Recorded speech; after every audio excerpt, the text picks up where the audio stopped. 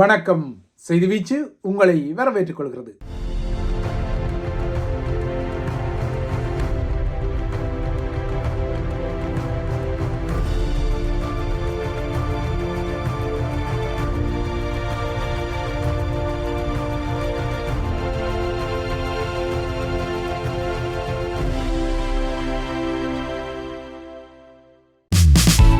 உயர்கல்வியை முடித்தவுடன் வேலைவாய்ப்பை பெறும் சிறந்த சந்தர்ப்பம்.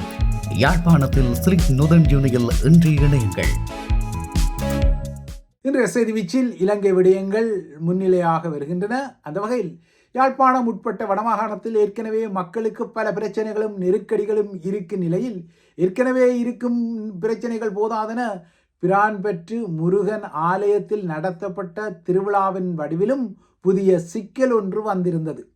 இந்த சிக்கலில் மாட்டுப்பட்டு 400க்கும் மேற்பட்டவர்கள் தமது கண் பார்வையில் திடீர் கோளாறுகளையும் பாதிப்புகளையும் எதிர்நோக்கியதால் வடக்கில் உள்ள சில வைத்தியசாலைகளின் கண் சிகிச்சை பிரிவு கூடங்கள் நேற்று முதல் நிரம்பி வழிகின்றன. யாழ்ப்பாணம் போதனா வைத்தியசாலையில் 250க்கும் மேற்பட்டவர்கள் திடீரென அனுமதிக்கப்பட வேண்டிய நிலைமையும் நேற்று ஏற்பட்டது. அதிக சக்தி கொண்ட லேசர் ஒளியும் திருவிழாவில் வேடிக்கை வினோதமாக நடத்தப்பட்ட வான வேடிக்கையால் எழுந்த புகையுமே இந்த அவலத்தை தோற்றுவித்ததாக கருதப்படுகின்றது. கண் எரிச்சல், பார்வை குறைபாடு உட்பட்ட பாதிப்புகளால் அல்லல்பட்ட மக்களில் பலர் திமு என யாழ்ப்பாணங்களில் உள்ள வைத்தியசாலைகளுக்கு விரைந்தனர். இவர்களில் 250க்கும் மேற்பட்டவர்கள் யாழ் போதனா வைத்தியசாலையில் உள்ள கண் சிகிச்சை கூடங்களில் நேற்று அனுமதிக்கப்பட்டனர். ஏனையோரில் ஒரு பங்கினர் தெல்லிப்பளை ஆதார வைத்தியசாலையின் கண் சிகிச்சை பிரிவில் அனுமதிக்கப்பட்டனர். மொத்தமாக இன்று காலை நிலவரப்படி 400க்கும் மேற்பட்டவர்கள் இந்த கண் பாதிப்பு சிகிச்சையில் உள்ள அவலம் வெளிப்படுகின்றது. சீனாவில் தயாரிக்கப்பட்ட லேசர் விளக்குகளால் ஒளிர்ந்த அதிக செறிவுள்ள செயற்கை ஒளி கண்களை திடீரென ஊடுருவியதால் இந்த அவலம் ஏற்பட்டதாக கண் மருத்துவ நிபுணர்கள் தெரிவிக்கின்றனர். இந்த அவலத்தை ஏற்படுத்திய ஒளிக்கற்றை மின்குமிழ்களை பயன்படுத்திய குற்றச்சாட்டில் இந்த குறித்த மின் அலங்கார ஏற்பாட்டாளர் இளவாலை காவல்துறையினரால் கைது செய்யப்பட்டிருக்கின்றார். இந்த மின்னொளி அலங்காரக்காரருக்கு செப்டம்பர் 3ஆம் தேதி வரை தடுப்பு காவல் உத்தரவு வழங்கப்பட்டுள்ளது. மல்லாக நீதிமன்றம் நேற்று இந்த உத்தரவை வழங்கியது. குறித்த சீன தயாரிப்பு மின் விளக்குகளும் காவல்துறையால் கைப்பற்றப்பட்டு ஆய்வுகளுக்கு உட்படுத்தப்பட்டு வருகின்றது. அதிக சக்தி கொண்ட லேசர் ஒளியை நேரடியாக மக்களின் கண்களில் படுமாறு பயன்படுத்துவது தவிர்க்கப்பட வேண்டிய ஒரு நிலையில் புலம்பெயர் மக்கள் தத்தமது ஊர் திருவிழாக்களை பிரம்மாண்டமாக கொண்டாட வேண்டும் என்ற வகையில் அதிக பண உதவியை செய்து வருகிறார்கள். இதனால் இப்போது முன்னைய ஆலயங்களில் நடைபெறுவதை விட அதிக ஆடம்பரமாக திருவிழாக்கள் நடத்தப்படுகின்றன. அதிக செறிவுள்ள ஒளிக்கற்றை லேசர் அலங்காரங்கள் எல்லாம் இப்போது பயன்படுத்தப்பட்டு வரும் நிலையில்தான் பிரான்பற்று முருகன் ஆலயத்தில் நேற்று இந்த அவலம் இடம்பெற்றது. தற்போது வடக்கின் ஆலய திருவிழாக்களில் இவ்வாறான நவீன தொழில்நுட்பங்கள் பயன்படுத்தப்படும் நிலையில் அவை பாதுகாப்பற்ற ரீதியில் வெளிப்பாடுதல்களை செய்வதால் இவ்வாறான அபாயங்கள் உருவாகும் நிலையில்தான் யாழ் மாவட்ட அரசாங்க அதிபர் ஆலயங்களில் திருவிழாவை நடத்தும் ஏற்பாட்டாளர்களுக்கு ஒரு எச்சரிக்கையை நேற்று இந்த சம்பவத்தின் பின்னர் விடுத்திருக்கின்றார். வடக்கில் இவ்வாறான லேசர் ஒளி சார்ந்த எச்சரிக்கைகள் வேற, அதுவும் சீன லேசர் ஒளி சார்ந்த எச்சரிக்கைகள் வேற. சீன முதலீட்டால் இலங்கையில் உருவாக்கப்படும் கொழும்பு துறைமுக நகரத்தை மையப்படுத்திய சீன மாபியா முதலில் கடந்த மாதம் ஒரு சீனர் கடத்தப்பட்டு கொல்லப்பட்டிருந்தார். இவரும் மாபியா தொடர்பு கொண்ட ஒரு முகமாகவே அடையாளப்படுத்தப்படுகின்றார். இந்த கொலையுடன் தொடர்புடைய 2 சீனர்கள் ஏற்கனவே கைதான நிலையில் அவர்கள் தடுத்து வைக்கப்பட்டுள்ளனர். 3 சீனர்கள் இன்னும் பிடிபடாத நிலையில் அவர்கள் குறித்த விவரங்களை ஸ்ரீலங்கா காவல்துறை தற்போது பொதுமக்களுக்கு வெளியிட்டுள்ளது. ஏனென்றால் இந்த குறித்த 3 சீனர்களின் விசா, அதாவது நுழைவிசைவு முடிவடைவதால் அவர்கள் நாட்டை விட்டு போலி கடவுச்சீட்டுகள் இல்லையென்றால் வேறு ஒரு வழியில் தப்பிச் செல்லலாம் என்றபடியால் மக்களுக்கு இந்த எச்சரிக்கை விடுக்கப்பட்டுள்ளது. சூரினாம் கடவுச்சீட்டையும் கொண்டிருந்த இந்த மாபியா தொடர்பு சீன முகம் கடந்த ஏப்ரல் மாதம் கம்போடியாவிலிருந்து இலங்கைக்கு சென்று அங்கு சில மாபியா பிசினஸ்களை பார்த்தபோதுதான் கடந்த மாதம் கொழும்பு துறைமுக நகரில் வைத்து எதிர் மாபியா குழுவால் கடத்தப்பட்டு அவர் பின்னர் கொல்லப்பட்டிருந்தார். சடலம் கண்டெடுக்கப்பட்டது. இந்த கொலையுடன் தொடர்புடைய இருவர் சிங்கப்பூர் ஊடாக தப்ப முனையும் வகையில் சிங்கப்பூர் ஏர்லைன்ஸில் பயணிப்பதற்காக கட்டுநாயக்க விமான நிலையத்தில் காத்திருந்த போது கைது செய்யப்பட்டிருந்தனர். ஆனால் இதே கொலையுடன் தேடப்படும் 3 சந்தேக நபர்களும் இன்னும் இலங்கையில் இருப்பதாக நம்பும் காவல்துறை அவர்களின் விசாக்கள் முடிவடைந்து விட்டதால் அவர்கள் கடல் வழியாக சட்டவிரோதமாக நாட்டை விட்டு வெளியேற முயற்சிக்கக்கூடும். மக்களுக்கு இந்த எச்சரிக்கைகளை விடுத்துள்ளது.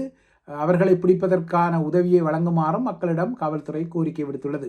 இவர்கள் சீனர்களாக இருப்பதால் இந்த மூவரும் வடக்கு ஊடாக இந்தியாவுக்கு தப்பிச் செல்லும் சாத்தியங்கள் குறைவு என்பதால், ஏனென்றால் சீன முகங்கள் இந்தியாவில் லேசாக பிடிபடக்கூடும் என்பதால் தெற்கு அல்லது கிழக்கு கடலூடாக இவர்கள் ட்ரோலர்கள் எனப்படும் பல நாட்கள் கடலில் பயணிக்கக்கூடிய பெரிய விசைப்படகுகள் மூலமாக சட்டவிரோதமாக சர்வதேச கடற்பரப்புக்கு தப்பிச் சென்று அங்கிருந்து சீன மாபியா இயங்கிக் கொள்ளும் தாய்லாந்து, மியான்மர், கம்போடியா அல்லது இந்தோனேஷியா போன்ற நாடுகளுக்கு செல்லலாம் என எச்சரிக்கப்படுகின்றது. இலங்கையில் தினசரி மாபியாக்களின் சம்பவங்களும் அது சார்ந்த கைதுகளும் இடம்பெற்று வரும் நிலையில் இவ்வாறாக தினசரி கைது செய்யப்படும் மாபியா முகங்களாலும் சிறைகள் கடுமையாக பிதுங்கி வருகின்றன.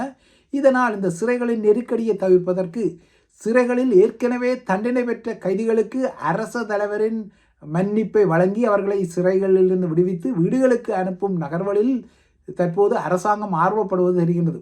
இதற்குரிய முன்னோட்டமாக நேற்று வெலிக்கடை சிறை உட்பட்ட சிறைகளுக்கு அதிரடியாக சென்ற ஸ்ரீலங்காவின் நீதி அமைச்சர், அவர்தான் சிறைத்துறைக்கு பொறுப்பான அமைச்சரும் கூட, அதாவது ஹர்ஷன நாணயக்காரா இந்த அதிரடி ஆய்வுகளை செய்தார். இந்த ஆய்வுகளின் பின்னர் அவர் ஒரு கருத்தை தெரிவித்தார். அதாவது மரண தண்டனை அல்லது ஆயுள் தண்டனை விதிக்கப்பட்ட கைதிகளுக்கு ஜனாதிபதி மன்னிப்பை வழங்குவதற்குரிய அறிகுறிகள் வெளிப்படுவதாக அவரது கருத்தில் தெரிய வருகிறது. இதற்குரிய வழிமுறைகளை வகுப்பதற்காக ஓய்வு பெற்ற உச்சநீதிமன்ற நீதிபதி எஸ் துரைராஜா தலைமையில் ஒரு குழு நியமிக்கப்பட்டது. அந்த குழு இப்போது ஒரு ஆய்வறிக்கையை சமர்ப்பித்துள்ளதால் அந்த ஆய்வறிக்கையின் அடிப்படையில் இலங்கையில் ஆயுள் தண்டனை காலத்தை 20 ஆண்டுகளாக குறைத்து அதன் பின்னர் மரண தண்டனை அல்லது ஆயுள் தண்டனை கைதிகளை வீட்டுக்கு செல்ல அனுமதிக்கும் நடைமுறை வரப்போகின்றது என்பதை ஹர்ஷன நாணயக்காரா சூசகமாக சொல்லியிருக்கின்றார். அதாவது இனிமேல் நீண்ட காலமாக சிறை தண்டனை அனுபவிப்பவர்கள் வீடுகளுக்கு அனுப்பப்படலாம் என தெரிகின்றது. ஆனால் இவ்வாறாக அனுப்பப்படுபவர்கள் சமூகத்தில் கலக்கும் போது அவர்களால் ஆபத்துக்கள் வராதா என்கின்ற கிளேசங்கள் எல்லாம் இருக்கத்தான் செய்கின்றன. இந்த நிலையில் இவ்வாறாக மாட்டுப்பட்ட குற்றவாளிகள் குறித்த பேசுபவரெல்லாம் இருக்கும் நிலையில் மாட்டுப்பட போகும் குற்றவாளிகள் குறித்த பரபரப்பான நகர்வுகளும் இருக்கின்றன. அந்த வகையில் நேற்று கிட்டத்தட்ட 6 மணி நேரம் சிஐடியில் வாக்குமூலத்தை வழங்கிய பின்னர் உள்ளே தூக்கி போடும் நகர்வை குறுகிய இடைவெளியில் தவிர்த்த மஹிந்தவின் புதல்வரான நாடாளுமன்ற உறுப்பினர் நாமல் ராஜபக்ஷ இந்த 6 மணி நேர வறுத்தெடுப்பு வாக்குமூல பதிவுக்கு பின்னர் ஸ்ரீலங்கா சிஐடியின் நிதி குற்ற புலனாய்வு பிரிவிலிருந்து வெளியேறி இருக்கின்றார். ஆகையால் இந்த 6 மணி நேர வாக்குமூலத்தை பகுப்பாய்வு செய்த பின்னர் நாமல் ராஜபக்சவை ஸ்ரீலங்கா சிஐடியினர் எதிர்வரும் நாட்களில் தூக்குவார்களா என்பது ஒரு வேறு விடயம். ஏற்கனவே குறிப்பிட்டது போல இனி மாட்டுப்பட போகும் குற்றவாளிகள் இவ்வாறாக சிஐடியினரால் வறுத்தெடுக்கப்படும் நிலையில் ஏற்கனவே மாட்டுப்பட்ட குற்றவாளிகளும் தொடர்ந்தும் சிக்கல்களில் மாட்டுப்பட்டு வருகின்றார்கள். அந்த வகையில் கடந்த வருடம் கொழும்பின் உயர் நீதிமன்ற வளாகத்தில் இடம்பெற்ற பரபரப்பான ஒரு கொலையில் பாதாள உலக முகமான கணேமுல்ல சஞ்சீவ கொல்லப்பட்ட நிலையில் அந்த கொலையுடன் சம்பந்தப்பட்ட பலர் உள்ளே உள்ள நிலையில் அவர்களில் ஒருவரான பாதாள குயின் செவ்வந்தியின் மறுவணு, அதாவது டிஎன்ஏ மற்றும் அவரது ஃபேஸ் ஸ்கேன், அதாவது முகப்படிமம் ஆகியன தற்போது எடுக்கப்பட்டு அதன் அறிக்கைகள் சமர்ப்பிக்கப்பட்டுள்ளன. கணேமுல்ல சஞ்சீவவை கொன்ற கொலை குற்றத்தில் பலர் இப்போது உள்ளே உள்ளனர், தமிழ் முகங்கள் உட்பட. இதில் 15வது சந்தேக நபராக செவ்வந்தி இருக்கின்றார். இந்த சம்பவத்தில் 32வது சந்தேக நபரான பதுவத்த சமர் மற்றும் கம்பஹா உஸ்மான் ஆகியோருக்கு மீண்டும் 3 மாத கால தடுப்பு காவல் உத்தரவுகள் வழங்கப்பட்ட நிலையில் செவ்வந்தியின் டிஎன்ஏ மற்றும் அவரது முக படிம அறிக்கைகள் நீதிமன்றத்திற்கு வழங்கப்பட்டுள்ளது. செவ்வந்தி கிளிநொச்சி, யாழ்ப்பாணம், மன்னார் என தப்பிச் சென்று அதன் பின்னர் இந்தியாவுக்கு போய் அதன் பின்னர் நேபாளத்திற்கு தப்பிய நிலையில் அவரை இவ்வாறு தப்ப உதவிய சந்தேகத்தில் சில தமிழ் முகங்களும் தற்போது உள்ளே உள்ள விடயம் நீங்கள் அறிந்த விடயம். இதில் ஆனந்தன் என்பவர் செவ்வந்தியை கிளிநொச்சியிலிருந்து யாழ்ப்பாணத்துக்கு அழைத்து சென்று பின்னர் படகு மூலம் இந்தியாவுக்கு தப்பிச் செல்ல ஏற்பாடு செய்த அடிப்படையில் உள்ளே உள்ளார். அதேபோல அவரை படகில் இந்தியாவுக்கு கொண்டு சென்ற ஆனந்தனின் உறவினரும் உள்ளே உள்ளார். ஜே.கே. பாய் எனப்படும் கென்னடி வெஸ்டியாம் பிள்ளையும் உள்ளே உள்ளார்.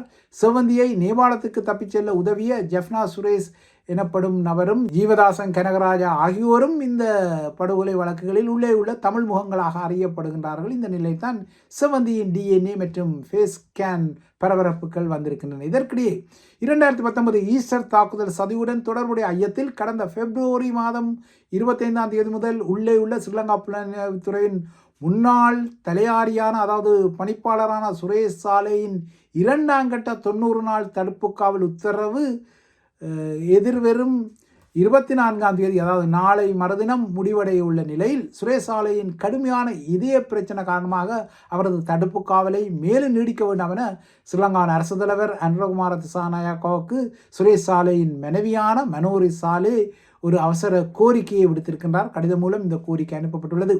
எனினும் அவரது தடுப்பு காவல் மேலும் 90 நாட்களுக்கு அதாவது சுரேஷ் சாலேயின் தடுப்பு காவல் இன்னும் 3 மாதங்களுக்கு நீடிக்கப்படலாம் எனவே தெரிகின்றது.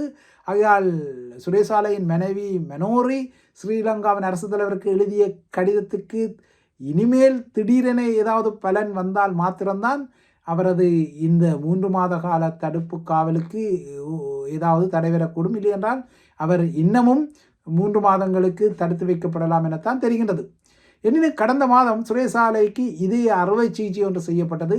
இந்த இதய அறுவை சிகிச்சையின் போது ICD இல்லையென்றால் இம்ப்ளான்டபிள் கார்டியோவர்த்த டிஃபிலிப்ரேட்டர் எனப்படும் கருவி பொருத்தப்பட்ட நிலையில் தான் தனது கணவரின் இதய பிரச்சனை காரணமாக அவரது தடுப்பு காவலை மேலும் நீடிக்க வேண்டாம் என அவரது மனைவியான மனோரி அனுரவிடம் கோருகின்றார்.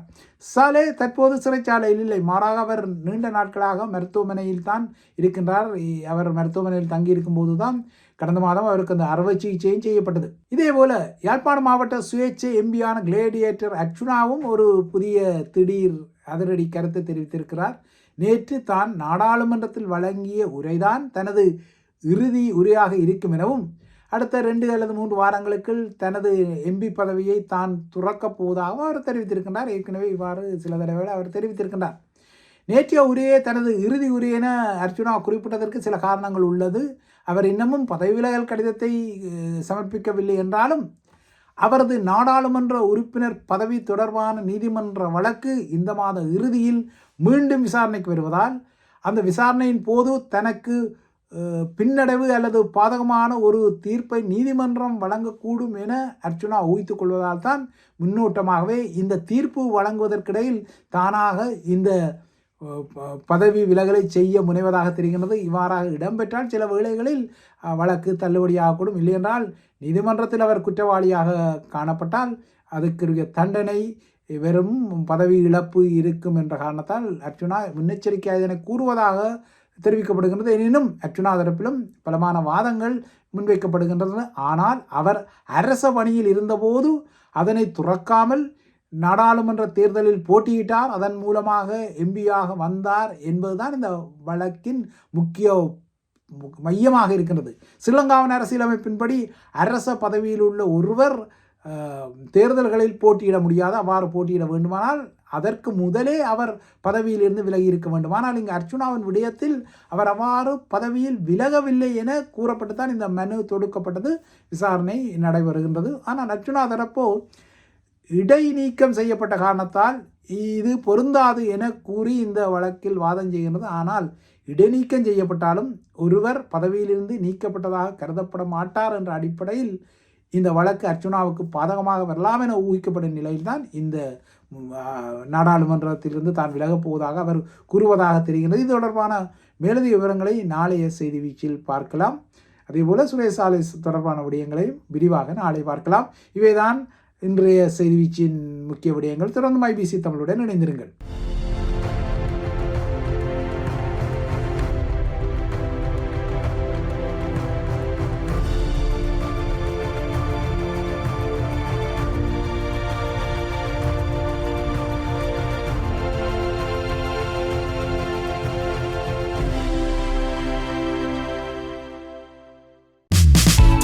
உயர்கல்வியை முடித்தவுடன் வேலைவாய்ப்பை பெறும் சிறந்த சந்தர்ப்பம். யாழ்ப்பாணத்தில் ஸ்ரீ நுதன் யூனியில் இன்று இணையுங்கள்.